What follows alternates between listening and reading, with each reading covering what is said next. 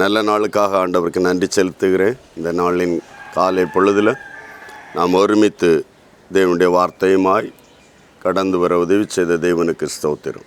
இந்த நாளிலும் யாக்கோபு எழுதின நிருபம் 5ஆம் அதிகாரம் அதனுடைய 15வது வசனத்தை வாசிக்கிறேன்.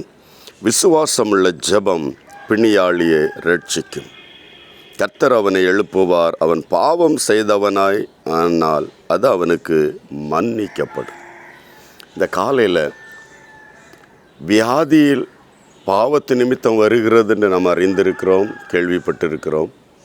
இன்றைக்கு அந்த பாவம் செய்தால் கூட விசுவாசத்தோடு தன் பாவங்களை அறிக்கை செய்து விட்டு விடுவேன் என்று ஆண்டவரோடு அவன் இணங்கினால் நம்முடைய பாவங்களை மன்னிக்க அவர் இன்றைக்கும் வல்லமையுள்ளவர், இரக்கமுள்ள தெய்வம். இந்த காலையில் ஆண்டவருடைய சந்நிதியில் விசுவாசத்தோடு என் ஆண்டவர் என்னை விடுதலையாக்குவார், சுகமாக்குவார்.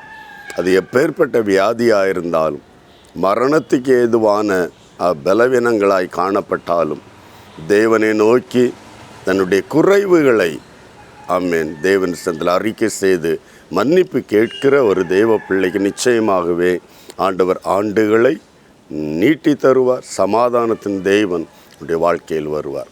இணைந்து விசுவாசத்தோடு ஜெபிக்கலாமா? கர்த்தர் அந்த வார்த்தையை மாற்ற முடியாது. ஒரு நாளும் வானம் பூமி மாறலாம், தேவ வார்த்தை மாறாது.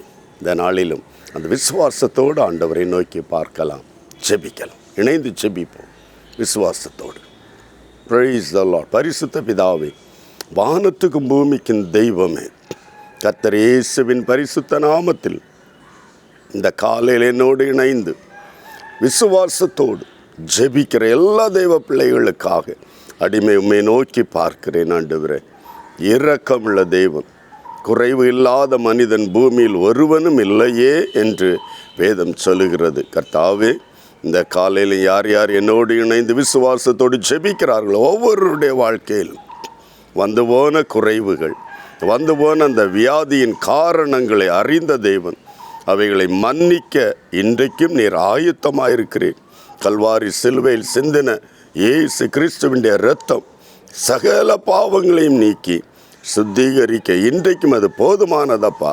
அந்த இரத்தத்தினால் நம்முடைய பாவங்களை, பிள்ளைகளுடைய பாவங்களை கழுவி சுத்திகரித்து அவருடைய வியாதிகளை குணமாக்குவீராக, அவருடைய வேதனைகளை நீக்குவீராக. எப்பேற்பட்ட வியாதிகளாக இருந்தாலும் இன்று என்னோடு இணைந்து விசுவாசத்தோடு ஜெபிக்கிற ஒவ்வொருவருடைய வாழ்விலும் ஒரு அற்புதத்தை செய்வீராக. நாமத்தை மகிமைப்படுத்தும். கர்த்தர் இப்படி செய்யப்படுறதுக்காக நன்றி. இயேசு கிறிஸ்துவின் மூலம் ஜெபிக்கிற நல்ல பிதாவே, ஆமென், ஆமென். God bless you. கர்த்தர் உங்களை ஆசீர்வதிப்பார்.